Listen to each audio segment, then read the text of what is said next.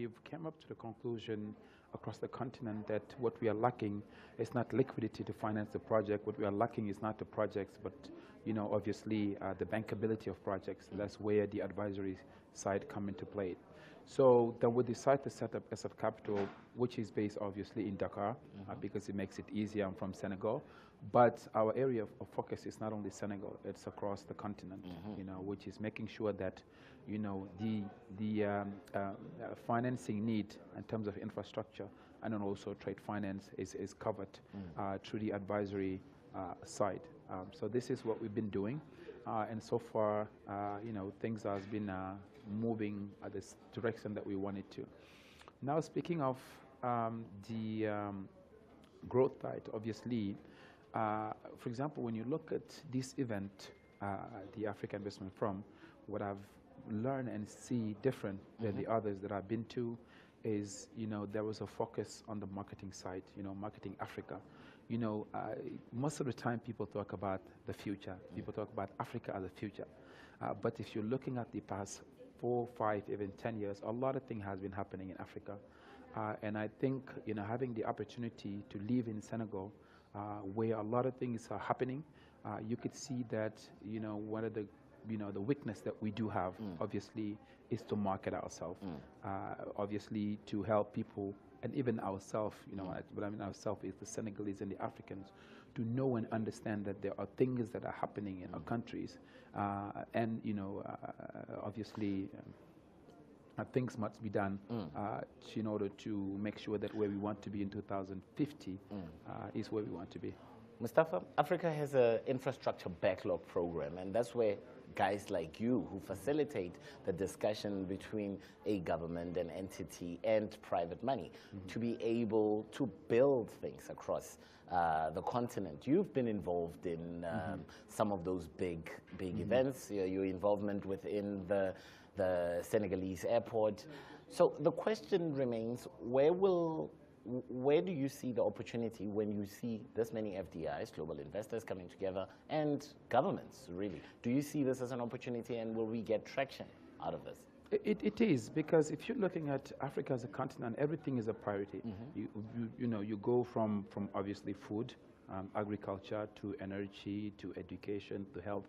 Everything is a priority. Now we came up to the conclusion that the best strategy is how do we make sure that we align everything, so you cannot pick one and left the others.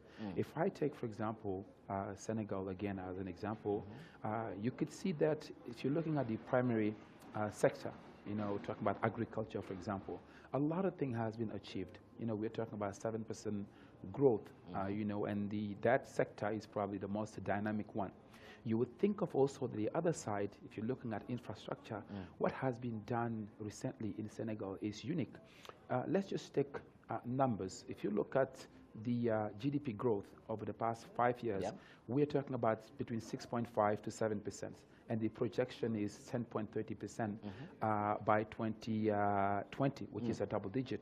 And if you're looking at that growth, a significant amount of that growth has been driven by public investments. That tells you two things. Importance that is for the governments, obviously, to attract investors, because there are two things you can do to attract them. Either you set the legislation, regulation framework, which is obviously being evaluated by the doing business, where Senegal, for example, has been improving year over year. And then on the other side is, government decided to put all the infrastructure base, which is the case in Senegal, that you see the new airport being built, you see Diamniadio, a new city. Now you see that there is a tramway being built, agriculture also the same. If you're looking at even the two countries, like for example Senegal and Gambia, there is a bridge that is being built that would even internally facilitate, because in Senegal the south is the one that is feeding.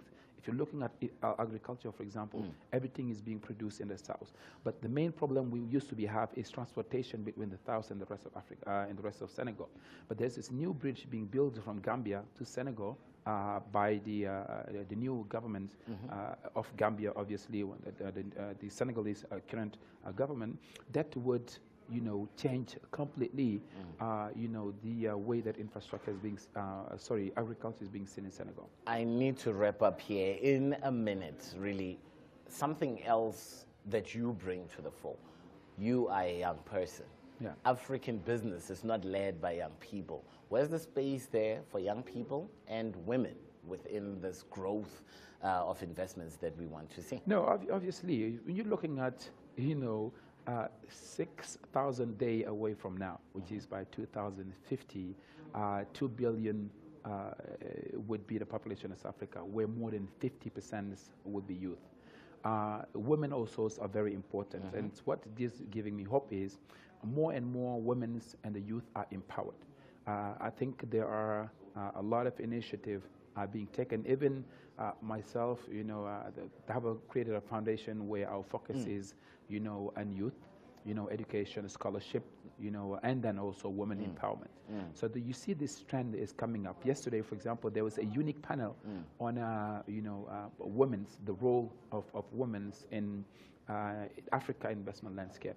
This gives the hope, and I think this is where I'm inviting the decision makers to see the example of Rwanda.